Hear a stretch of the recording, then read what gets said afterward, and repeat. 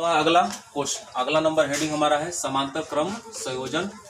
इसको समांतर क्रम संयोजन क्यों कहते हैं? क्योंकि इसमें 3 संधारित्र एक दूसरे के समांतर जुड़े हुए हैं।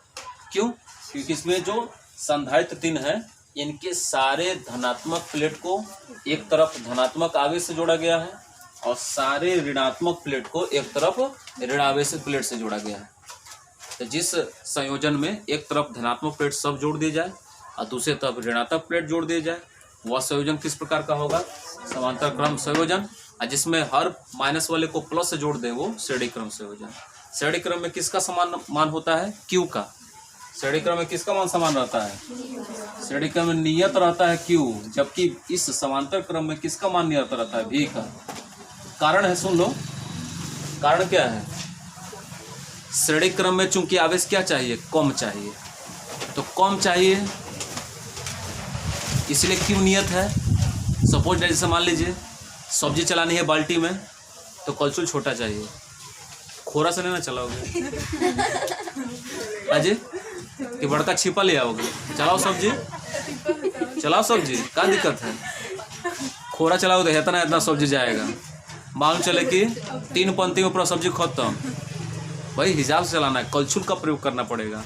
सब्जी चलाने के लिए कलछुल का प्रयोग करते हैं क्योंकि आवेश कम देना है, इसलिए कलछुल आएगा। कलछुल कौन है? क्यू।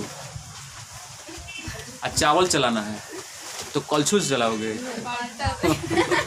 पलटा से चलाओगे? नहीं, उसके लिए किसका प्रयोग करेंगे? प्लेट का प्रयोग करेंगे। प्लेट का बड़का चम्मच उगाता है इस जो बफर सिस्टम वाला है, लेकिन हमारे घरों में जल्दी साटा में वो बनाता नहीं है। हमारे यहाँ चलता है क्या? प्लेट ले आओ पतला सा एकदम, लंबा होना चाहिए, थोड़ा बड़ा होना चाहिए। तो विभव वहाँ प्रयोग हो रहा है। चावल चलाने के लिए, भात चलाने के लिए प्लेट चाहिए क्योंकि अधिक धारिता चाहिए। भाई भात थोड़ा थोड़ा नहीं दोगे, सब्जी थोड़ा थोड़ा दे सकते हो चिक चिक के कि सब्जी कम बा, लेकिन भात चिक चिक के दोगे। अब मान लो समझो भात कम है तो अनकी सा चलाया, थोड़ा सा चलाया, थोड़ा, तो जो चला रहा है वो पत्थर से मारेगा, कहेगा जब नहीं तो मत चलो। और सब्जी कम है, थोड़ा थोड़ा चलाओगे ना तो काम चल जाएगा, वो जान जाएगा सब्जी बुझाता कम बा, इसलिए कलछुल में थोड़ा थोड़ा चला रहे हैं। तो कलछुल के लिए किसका प्रयोग करते हैं? क्यू का। इसलिए श्रेणी क्रम में चूंकि कलछुल का प्रयोग, सब्जी चला रहे हैं, समझ रहे हैं ना? श्रेणी क्रम में किसका प्रयोग कर रहे हैं? कलछुल का। क्यों?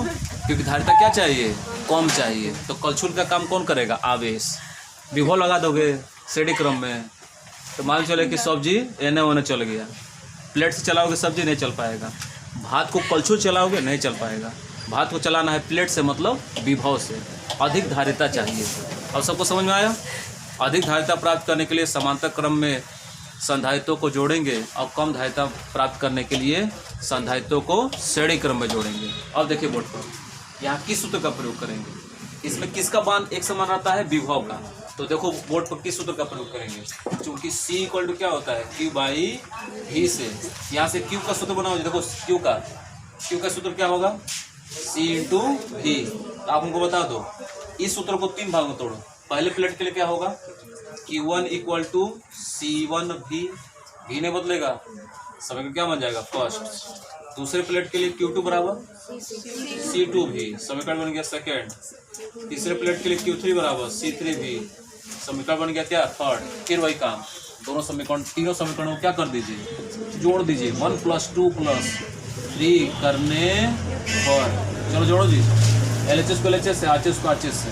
Q1 + Q2 + Q3, Q1 + Q2 + Q3। देखो इधर, और RHS जोड़िए। C1V + C2V + C3V। इसको जोड़ेंगे क्या मिलेगा? Q।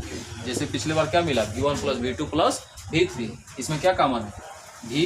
यहाँ क्या बचेगा? C1 यहाँ से, C2 यहाँ से, C3।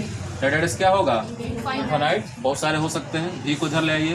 Q by V equal to C1 + C2 + C3 + डेडेस क्या? इनफाइनाइट तक। Q बाई V को क्या कहते हैं? C कहते हैं। अभी देखिए यहाँ पर लिखा गया, यह वह सूत्र है जिसके द्वारा किसी भी परिपथ में या किसी भी मशीन में हम लोग अधिक धारिता क्या करते हैं? प्राप्त करते हैं। इसको बढ़िया से याद कर लीजिएगा, परीक्षा के लिए भी महत्वपूर्ण। लिखिए।